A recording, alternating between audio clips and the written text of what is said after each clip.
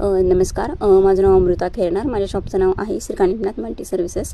तर बघा, आजचा आपला सगळ्यात महत्त्वाचा खूप चांगला टॉपिक आहे. म्हणजे बघा, रात्री मी खूप थकली होते आणि झोपले. सकाळी उठले 9-9:30 वाजता.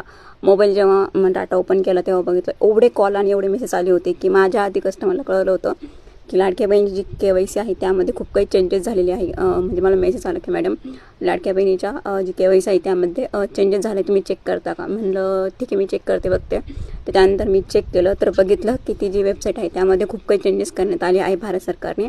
तर चेंजेस बघा कसे करण्यात आली. जी महिलांचं लग्न झालेलं आहे, बरोबर, त्यांची KYC करताना आपण काही चुका केल्या होत्या, कास्टमध्ये चुका केल्या असेल किंवा हो किंवा नाही ह्यामध्ये चुका केल्या असेल, ते आपल्याला दुरुस्ती करण्यासाठी सरकारने परत एकदा संधी दिली आहे. म्हणजे आपण परत एकदा एक वेळेस KYC करू शकतो. आता ज्या महिला अविवाहित आहे त्यांच्यासाठी आपण वडिलांचा आधार क्रमांक वापरला होता, बरोबर.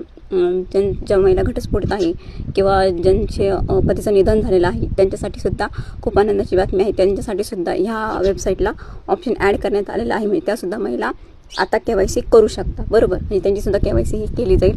त्यामध्ये खूप काही ऑप्शन असे ॲड झालेले आहे. घटस्फोटित महिला असेल त्यांसाठी कोणता ऑप्शन निवडायचा, अविवाहित महिला असेल किंवा ज्या आपण नॉर्मल लेडीची जी KYC केली होती त्यामध्ये पण खूप काही तुम्ही चुका केल्या असतील तर परत एकदा सगळ्यांना संधी मिळाली आहे. जर आपली चूक झाली असेल KYC करताना तर परत एकदा सगळ्यांनी आपली KYC योग्यरित्या करून घ्यावी.